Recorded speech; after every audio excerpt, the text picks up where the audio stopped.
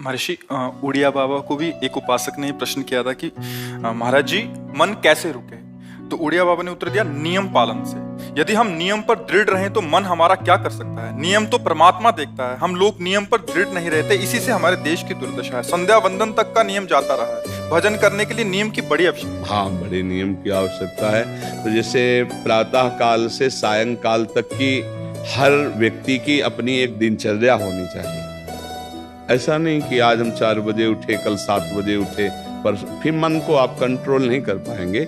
मन के लिए एक दिनचर्या होनी चाहिए कि हमको 10 बजे सोना है, 4 बजे उठ जाना है, तो फिर 4 से 4:15 नहीं होना चाहिए, 4 बजे उठ जाना, ऐसा नियम बना ले। और उठ करके हमको थोड़ी देर नाम जप करना है, थोड़ी देर हमें वाणी जी का गायन करना है, थोड़ी देर हमें ध्यान, एक अपनी दिनचर्या।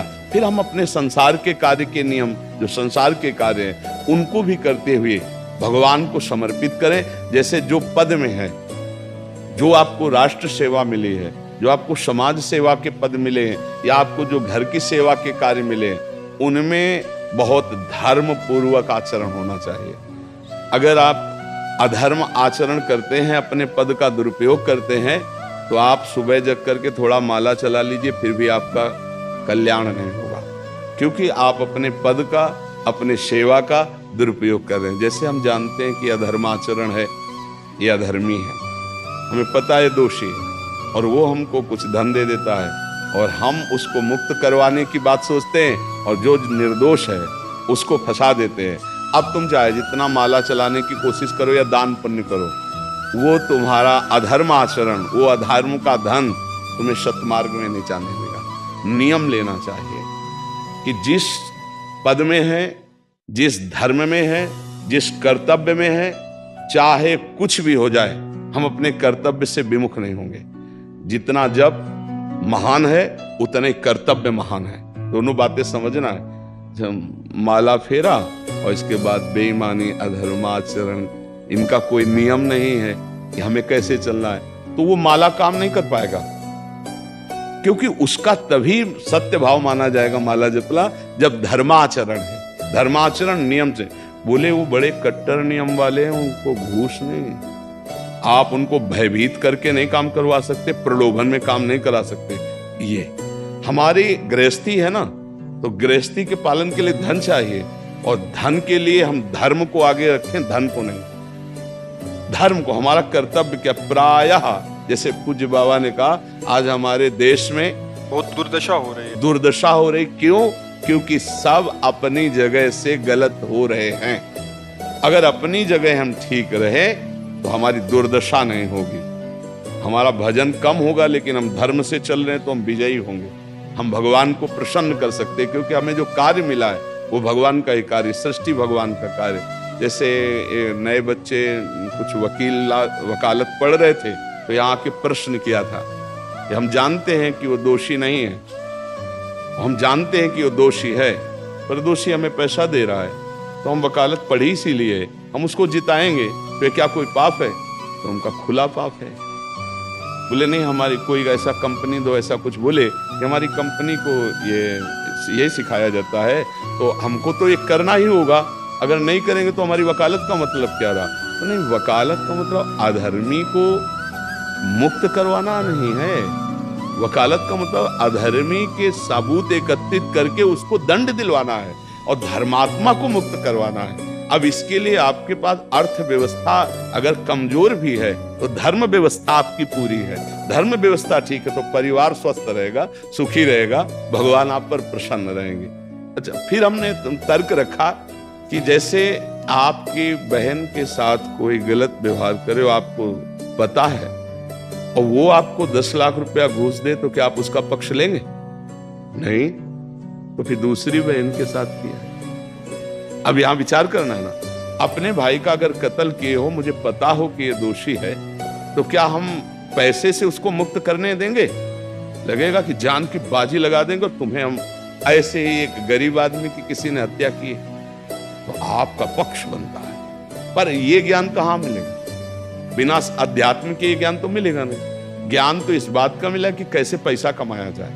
अच्छा, वो पैसा यदि अधर्म से आया है तो आपकी दुर्दशा कर देगा, आपकी बुद्धि भ्रष्ट कर देगा।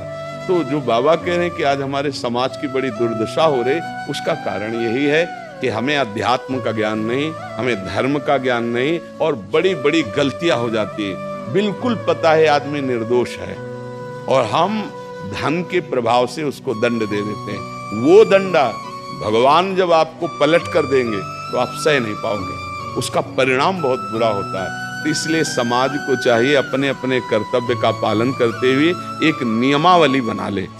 जैसे कुछ दुकानों का नियम होता है कि वहाँ फिक्स रेट होता है, नहीं होता, वहाँ ये नहीं चलेगा कि कसम से कहते हैं कि तुम्हें हम अपना जान करके कि 100 रुपया मीटर ये मिला है, हम बिल्कुल मुनाफा नहीं ले रहे। नहीं, झूठ क्यों बोल रहे हो? दुकान खोले हो मुनाफा के लिए, झूठ क्यों बोल रहे हो? नहीं लेंगे मुनाफा, हम जितने का लाए हैं उससे मुनाफा लेंगे, पर 120 रुपया मीटर देंगे, कपड़ा बढ़िया है, नाप फिट है, इससे नीचे नहीं उतरेंगे, हमें सफाई देने की जरूरत नहीं है कि हम कसम खाते हैं या ऐसा। हम जानते हो ये बिजली है, दुकान है, नौकर लगे हैं, तो इसका मुनाफा लेने के लिए दुकान खोलेंगे, कोई दान करने के लिए तो नहीं। तो सबको पता है मुनाफा लेगा, लेकिन एक फिक्स दाम, उसे 10-20 रुपया का मुनाफा लेकर के हम उसको बेच रहे हैं। लेकिन झूठ क्यों बोले? झूठ के बिना धंधा नहीं चलता। नहीं, ऐसा नहीं है।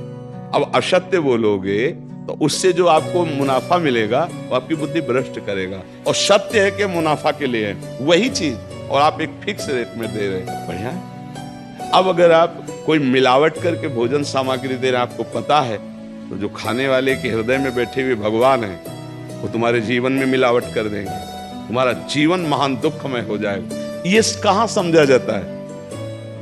एक आदमी सिंथेटिक दूध बना रहा है, उससे कहो ये अपने बच्चे को पिला, नहीं पिलाएगा। फिर ये दूसरे का बच्चा जब पिएगा तो उसकी हालत क्या होगी? दूसरे शरीर में जाएगा तो हालत क्या होगी? वो केवल धन की बुद्धि रखता है।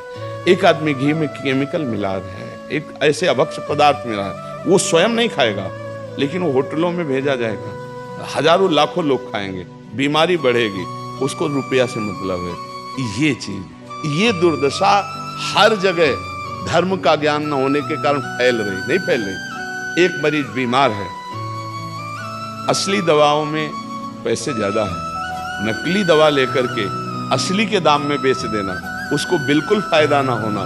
लेकिन परमात्मा देख रहा है, तुम जानते हो नकली दवा है, वो तो नहीं जानता बेचारा, ज्यादा पढ़े लिखे नहीं, किसान आदमी गांव का आया है, तुमने दे दिया और उसने पैसा दिया असली के। अब वो पैसा तुम्हारी बुद्धि भ्रष्ट करेगा, तुम्हारे परिवार में कलह पैदा करेगा और तुम्हारा पतन कर देगा। ऐसे हर डिपार्टमेंट में, हर विषय में यदि हम अपने धर्म से चले, अपने सत्य से चले और थोड़ा भी भजन होगा, वो आपको उत्तम गति प्रदान करेगा। पर ऐसा कहां समझ में आ रहा? अध्यात्म के बिना भला ऐसा समझ में आएगा? तो इसीलिए कह रहे हैं हमारे देश की दुर्दशा हो रही। पूर्वजों में पहले ये था कि हमारा धर्म नहीं जाना चाहिए चाहे प्राण चले जाए, हमारा चरित्र नहीं जाना चाहिए चाहे सर्वस्व नष्ट हो जाए। आज इसकी कोई परवाह नहीं, तो उसी से बुद्धि भ्रष्ट हो जाती है, जीवन एक पशुवत आचरण वाला हो जाता है, और वो अपने को बड़ा सुखी समझने लगते हैं कि हमारे पास बड़ा वैभव है। लेकिन प्यारे, उस दिन को याद करो जिस दिन तुम्हारा आखिरी समय होगा, ना तुम्हारा फार्म हाउस जाएगा, ना महल तुम्हारा जाएगा, ना बैंक बैलेंस जाएगा, ना कोई व्यक्ति, और ना ये शरीर। अब तुम्हारे कर्म तुमको भोगवाएंगे। उस समय की कौन याद करता है? अगर उस समय की याद हो तो भय लग जाए कि नहीं नहीं, पाप नहीं करूंगा, क्योंकि जाना है यहां से। अच्छा, कब जाना कुछ पता नहीं, किसी भी समय ट्रांसफर हो सकता है इस शरीर से। तो हमें लगता है कि महापुरुषों के जो वचन है कि हमें एक नियम से जीवन जीना चाहिए, धर्म पूर्वक जीवन जीना चाहिए, अपने कर्तव्य का पालन करना चाहिए। जो हमारे लिए कर्तव्य, आज प्रायः धन प्रधान बुद्धि होने के कारण कर्तव्य स्वाहा हो रहा है। एक विद्यालय में विद्यार्थी के लिए जो गुरु पद में बैठा है, उसका क्या कर्तव्य है? वो अपने कर्तव्य को भूला हुआ है। भला छोटे छोटे विद्यार्थियों को, जिनकी नींव पूरे राष्ट्र सेवा में, समाज सेवा में ये बन सकते हैं, अगर उनको हम सही शिक्षा नहीं दी तो उनका पूरा जीवन बर्बाद हो जाएगा। अगर उनको हम गलत सपोर्ट कर दिए तो उनका पूरा जीवन बर्बाद, क्योंकि नया जीवन है। और जगह जगह अपने अपने कर्तव्यों का यदि पालन किया जाए तो पूरा समाज सुखी हो जाए। लेकिन कर्तव्यहीनता आ रही, कोई अपने कर्तव्य को नहीं समझ रहा है। तो यही बात महापुरुष जनों को दुख लगता है कि अगर सब अपने कर्तव्य का पालन करें, धर्म का पालन करें, भगवान का नाम जप करें तो सब सुखी हो जाए। सुख सब चाहते हैं और आचरण दुख वाले करते, इसीलिए सुख नहीं मिल रहा है, परिणाम में हमें दुख मिल रहा है। सच्ची मानना, वो रुपया पूरे परिवार में अशांति पैदा कर देगा। और धर्म पूर्वक 100 रुपया लाओगे और 4-5 परिवार के बैठ के नमक रोटी खाओगे, आनंद से सोओगे, बड़ा प्यार रहेगा, भगवान की कृपा रहेगी। पर ये बात समझ में नहीं आती है। तो ये वृत्ति अगर छोड़ी ना जाएगी तो कुछ भी कर लो, कहीं भी दान पुण्य कर लो, लाभ नहीं मिलेगा। अगर दान देने की बात कही गई है तो धर्म पूर्वक कमाए हुए धन से। अगर आप मेहनत से कमाए हो ना, 10 रुपया दे दोगे ना, तो 10 रुपये का वो आटा लाके अगर 2 रोटी खाएगा तो खूब वजन होगा। वो आप 1 लाख रुपया बेईमानी कर रख दोगे ना, तो बैठे बैठे वो गंदा ही सोचेगा, वजन नहीं होगा। उसका गंदा सोचना और आपका गंदा करना दोनों मिल करके, उसके कारण भी तो आप बने ना, तो आपका ही पतन हो जाएगा। उसको तो भगवान बचा लेंगे क्योंकि भगवान की शरण में है। तो मुझे लगता है अधर्म के धन से कभी किसी को लाभ नहीं मिलता। तो अपने कर्तव्य का पालन करते हुए यदि नाम जप किया जाए तो बहुत जल्दी हमको लाभ प्राप्त हो जाए। बहुत सुंदर मतलब ये चर्चा होती है, अगर आप लोग इसको धारण कर लें तो निहाल हो जाएंगे। सच्ची कह रहे, ये जो बातें हैं ये बहुत सुंदर जीवन को पुष्ट करने वाली हैं, पर आप धारण कर लें तो बात है। नहीं तो जैसे लाभ दिखाई दे रहा 50,000, तो ये बातें भूल जाओगे, ये बातें अच्छी नहीं लगेंगी। यार बहुत बढ़िया काम घर में आएगा, पर हमारी ये बात ध्यान रखना, वो 50,000 घर में अशांति पैदा कर देगा। सच्ची मानना, आप धर्म से चलना, धर्म से चलोगे तो भगवान तुम्हारी रक्षा में रहेंगे। अधर्माचरण देखो कैसी कैसी घटनाएं होती हैं। बढ़िया कार है, फिल्मी गाना लगाए चल रहे हैं और वो एक्सीडेंट हुआ, आग लग गई, बाहर निकल ही नहीं पाए, वो अंदर ही जल गए। क्या हुआ? ये करोड़ों रुपए की कार भूंज दिया तुमको, अंदर ही बैठा लगे, धू धू करके आग लग गई, अंदर जल। ऐसे जलना चाहते हो या भगवान के आनंद में चिंतन करके शरीर छोटे हो फिर दाह संस्कार हो? ऐसे ये सब लोग भगवान के नाम का कीर्तन करते ही जा रहे, फिर आपका अंतिम संस्कार, वहां जीवित जल गए। क्या हो सकता है? एक एक पल तुम्हारे कर्म का हिसाब होगा, एक एक सेकंड का। ऐसे कर्म करो कि हमारा अच्छा हिसाब हो, बुरा हिसाब। ये मत समझो कोई देख नहीं रहा, वो देख रहा है जिसको हिसाब कर रहा है, वो देख रहा है। उसके लिए कोई वकील या किसी सबूत की जरूरत नहीं होती, वो सर्वांतर्यामी आपके अंदर बैठे ही देख रहा है। तो सदैव जैसे सत्संग सुन रहे हैं, तो अगर हाथ जोड़ के प्रार्थना है, थोड़ी भी बात मान लोगे तो आप सच्चे सुख के मार्ग में चलने लगोगे। नहीं तो भाई बहुत गंदी हवा चल रही है, माया की बहुत गंदगी ऐसी फैल रही। कलिकाल है ना कि ये बातें किसी को पसंद नहीं आती। वो बात बताओ कि हम कितना रुपया कमा ले, कैसे कितने भोग लें, और वो अध्यात्म में नहीं है।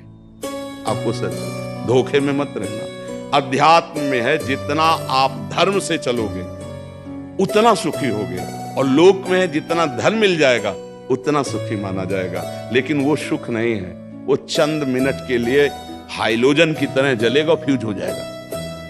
और धर्मात्मा दीपक की तरह जलेगा, पर बहुत काल तक चलता रहेगा। इन बातों का चिंतन कीजिए, खूब नाम जप कीजिए और भगवान के भरोसे रहिए।